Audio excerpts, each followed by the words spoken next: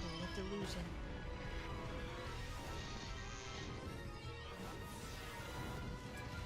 Someone, please give me an answer.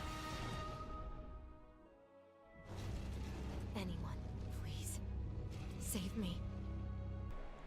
First off, I want to preference this by saying I don't plan on spoiling the game too deep. But if you guys want to go into this fully fresh, you might not want to watch this. I don't know. Maybe. I mean, I've tried my best to stay away from spoilers, but just in case. Anyway, this is my review for Megadimension Neptunia VIIR, or 7 Realize. Megadimension 7R is a remake of Megadimension Neptunia VII, with the added feature of basically letting the goddesses come visit your world in full functioning VR. Now, I want to first off start by saying I don't have a giant knowledge of this series and don't claim to know every tidbit of it, but I hope to change that with this title, immediately pulling me in by its promise of a VR kind of world that basically is integrated into the 7 storyline. Basically, and seeing the VR goddesses is just a plus. It's amazing to see the VR CPUs. But I want to start off with the game itself, and then we'll work our way to there. Anyway, the story of Megadimension Neptunia VII takes place within the world of game industries, basically in a dimension known as the Zero Dimension, set inside a Sega Dreamcast. Which is pretty cool because it's an actual, like, it looks like a Dreamcast, but basically this little Dreamcast is on the verge of destruction, this world inside of it, by these dark beings known as the dark CPUs, with only one person standing in their way, a CPU known as Uzume Teneboshi, spoiler alert, otherwise known as Orange Heart, when she awakens. Basically, the premise wraps around her as Neptune and Nepgear are pulled into this world, meet Uzume, and in turn have to help her save her world from the dark CPUs, which are basically giant monsters that are running a havoc and rampaging through, making everything vanish. We'll start off with the story, though. The story of the game takes place in the Zero Dimension, as I said before, a world inside a Dreamcast that is on the brink of extinction, as a group of giant beings known as the Dark CPUs threaten to destroy it completely, with only one person standing in their way, aka Uzume. We later find out is a CPU who is the only CPU of this world, fighting for her world as Neptune and Nepgear join with her to stop the dark CPUs. You meet a lot of interesting characters, old and new, as they hope to bring an end to the dark CPUs that plague this world, and hopefully, in turn, save it. The game transitions between 2 different worlds. The game starts off in the player room, which is the new kind of hub space for the VR function. Essentially, the CPUs find a way to make it to your room where you are able to see them in full VR glory, where you interact with the CPUs as they appear in your world and the in-game world of the Zero Dimension. I enjoyed the creative aspects of the story, as there isn't any JRPGs that go above and beyond spoofing actual consoles and making actual stories like this that make their fall and rise impactful and interesting, entertaining ride through and through. I found myself wanting to explore this ruined world more to see like what happened, what I could find out, and ultimately if I could help Uzume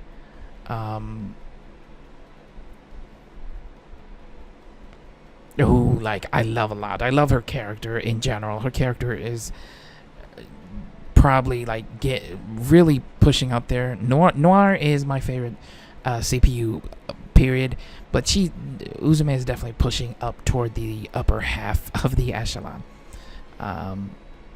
Basically, though, all else is it's an enjoyable ride for all ages, and you won't have much trouble following along with what it has to offer. The cutscenes are split between visual novel style and voiced scenes.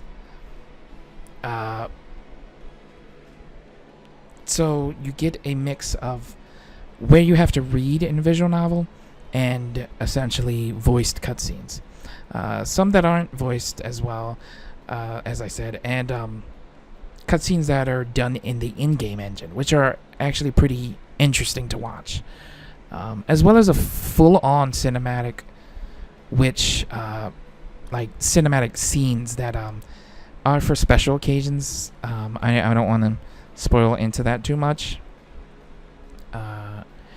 It works though. You can, you could question that there's a lot of changes between each one, but it works for this type of game. It makes it really interesting, really developed, and really fun to explore. If he does this a lot with their games, it's something that it's their staple with games like this, and I don't fault them for it. It's pretty amazing, and I enjoy it all the way. They definitely are able to innovate the visual novel type style RPGs, and I hope they make a lot more. The game does contain a lot of fan service, so as I say, it's fun for all ages. You might not want to be playing without headphones on at some occasions. Some parts do seem slightly more provocative, I should say, but I will leave that up to your judgment, your better judgment. Now for the battle system, I've been a fan of the action RPG style of movement combat for the longest, with games like Valkyria Chronicles, Fairy Fencer, done by the same guys who did this in general, as well as some underrated gems like Natural Doctrine. Megadimension uses a similar style as you control each character on a circular sort of space of free roam. Each character starts off with 2 AP, costing them a certain amount to initiate attacks, abilities, skills, and the like accordingly. This type of battle system makes it fun to strategize guarding, which doesn't cost you any AP, and saving up basically to unleash flurries of attacks is pretty amazing, and it works smoothly. It does make battles run easily and not too tough. It also though has a sort of drawback, I will say. At least for the start, if you're not prepared, monsters can do the exact same thing to you and attack you about like 5 times in a row. So you have to strategize your team perfectly to be able to link up and not really get destroyed. Speaking of linking up, the battle system also adds in it's a fighting strategy called linking, I believe, where one girl can link from the rear guard to the front guard, and make use of special link combos, which do massive amounts of damage to the enemy in question. Really rewarding, really amazing, and it makes you it kind of forces you to switch between characters, which in turn has you using a lot of your CPUs that you obtain later on in the game, which I think is a worthy praise on their part to do, because it's hard to kind of make people switch characters. I know for one, I would kind of stick to my own certain team, but if you want to get the best out of each character and in their skills, it's beneficial for that to happen. With that said, I want to get into the world of the Zero Dimension. The world of the Zero Dimension is just that, zero, barren. It's not the prettiest landscape, but not the worst either.